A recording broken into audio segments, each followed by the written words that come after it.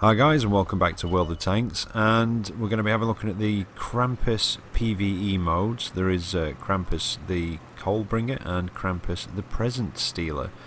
So we're going to be looking at both of those, and a little bit of the toy tank mode as well, because that is quite a lot of fun. Now, the Krampus, it's a mouse, that's right, the tier 10 and German heavy, the mouse, done up with horns and a big scary face on it, etc. And there are toy tanks in here, and you get given some, well, in this one, in the Coalbringer, you get given some tier 10 teammates as well. Now, with it being a tier 10, I didn't want to do it in a tier 10, I thought I'll do it in a tier 8. And when I went to the event, it actually said tiers 6 to 10. Now, I've got a few ideas how you do it in a tier 6. In a tier 8, I found it disappointingly easy. Now, these PvE ops, the hammer one, a lot of people complained it was very hard. Now, I thought it was alright, it was difficult, but it was doable. And the monster event ones, I thought were a little bit easy, especially the Lycan one. That was a bit disappointing as well, that was quite easy. And this one, well, it has been disappointingly easy. Now, you get to this by going to the Proving Grounds, so from your garage or from when you launch the game, just choose Proving Grounds. There's the Krampus himself. And don't forget though, now I didn't know this, with the others you just went in and did the maps. With this one you have to actually activate 2 ops in the Proving Grounds before you come into it, otherwise you do not get the medal for doing both of these. And yes, those are the toy tanks in here, 650 health, not very much armour.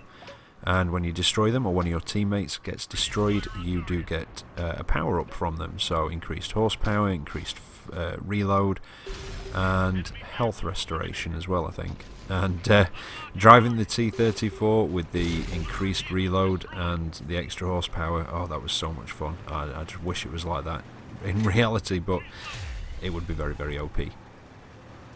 Now, I was going to give you tips on how to do it, but again, I just found it very, very easy. Excuse me.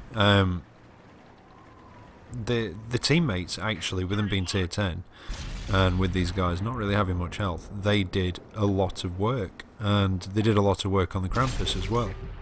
I just had to pause it there and clear my throat a little bit. My voice seems to be going again, it has been for the last couple of days. Now, yeah, I was going to give tips on how to do it, but like I said, I did it in tier 8 and did it very, very easily in both of them. The first time I did it though, I didn't activate the ops, and so I had to do them again, but because it actually wasn't that hard, I didn't find it too tricky. But yeah, just destroy the toy tanks, use the power-ups, and go after the Krampus. Now, if you've not got access to a tier 8 and you've only got a tier 6, I was thinking about this, how you'd actually do it, because it would be very, very difficult to penetrate them, the Krampus, the mouse. The easiest place would be the sides, but even that is quite difficult. You would have to use your premium ammunition and get close, but with the fire rate increase, with the horsepower increase, you can literally run rings around it. The other option, of course, is you deal with the toy tanks, because 650 health, and they've not really got a lot of armour. They're based off the French one, the BDR. I don't think they've got the same armour, although they could possibly have. I did check earlier. But yeah, they've not really got a lot of armour. They don't do a great deal of damage per shot. I think it's something like 80, although these might do slightly more. Yeah, I should keep an eye on that. I don't think they do, though. But yeah, just you go after the toy tanks so that your teammates can take care of the Krampus, and I think that's how you do it in a tier 6 tank. But as you can see, I didn't really have much trouble dealing with that or the toy tanks, to be honest. But yeah, I did lose money. In fact, even with the op-on that gave me the 10,000, I actually lost money on that one. But I am a bit disappointed in it, to be honest. In the PvE one, I was expecting it to be harder. I thought I'd go in a tier 8, with it being a tier 10 that I've got to take out, and I was expecting a bit more of a challenge than that. But hey ho, these things happen, don't they? Now, this is the second one, and it's on Erlenberg Blizzard, and this is the Present Stealer, and this time you've got some tier 9 companions and a tier 7 as well. And again, I didn't really find it that difficult. So if you do this in a tier 10, and in fact I did it in the Death Star, and it was very, very easy.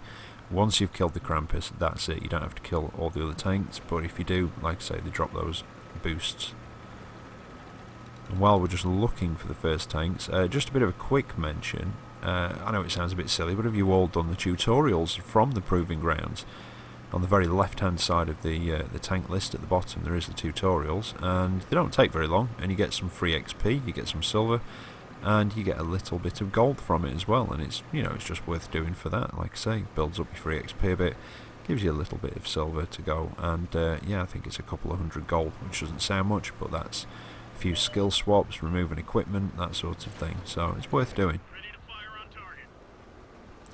Now here's the first toy tank.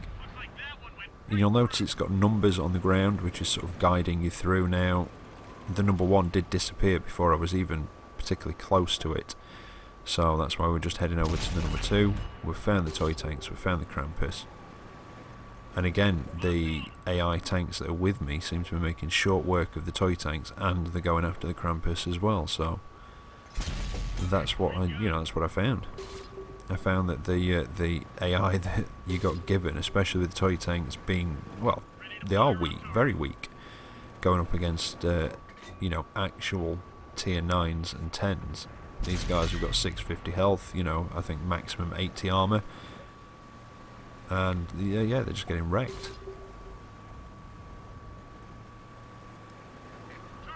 And there's the Krampus. Just going to wait till I can get in view a little bit, maybe take out some more toy tanks and just pick up as many boosts as I can on the way. Put a bit of a shot out on the move.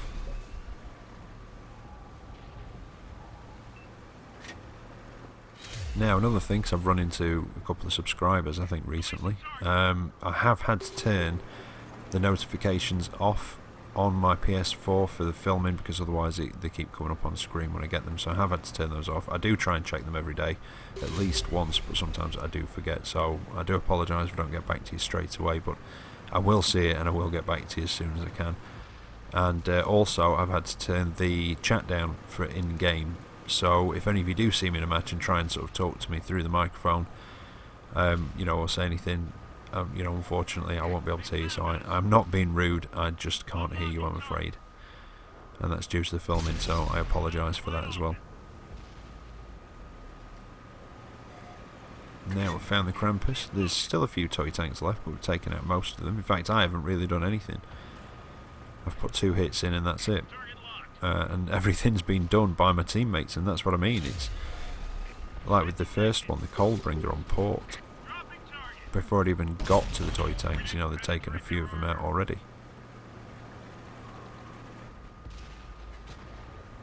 And yeah, that's what I mean with this one. Like I say, the Halloween one, the Revenant one was alright. That was hard, but not too hard. It was a challenge. I wouldn't say hard. It was a challenge. But the Lycan one was very easy. And yeah, this one I am, like I say, a bit disappointed. It's disappointingly easy. I was expecting a lot more of a challenge, like I said before. But it's a nice idea, something a little bit different for Christmas. I just think they've got it a bit wrong, that's all, with the like I say, the difficulty.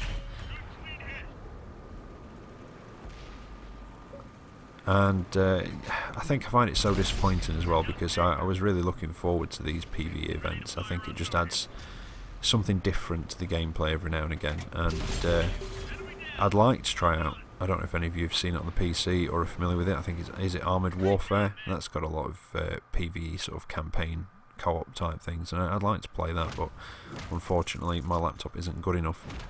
But there you go, I only did 1500 damage in that, and I was the only actual player. That's how efficient the team were. Well, I mean, look at that guy in the Conqueror. He did nearly double the damage that I did. So, but yeah, I don't know. I'd like to see more PvE stuff on here, or maybe cooperative PvE stuff, where you go in and there's maybe 5 of you against an entire team. Something a bit historical, maybe like you're in Shermans, or you're in a couple of Tigers and you're against a whole load of Shermans or T-34, something like that. Just something a bit different. But anyway, here we are for the toy tank mode, and like I say, it's based on the French BDR, and this is fun. I enjoyed the Tog, the tugboat one for April Fool's Day. I thought that was quite a good mode. I thought the Mark 1 was okay, but after I'd played it a couple of times, I just felt like that was enough. I just thought it was alright. Nothing, I don't know what it was about it, but I did it a couple of times, and I think that was about your lot. And yeah, I don't know. And I did find it annoying that you had to do that to get the tokens sort of thing, so I don't know. But yeah, I wasn't overly keen on the Mark 1. I thought the map looked nice and what have you, but yeah, not brilliant.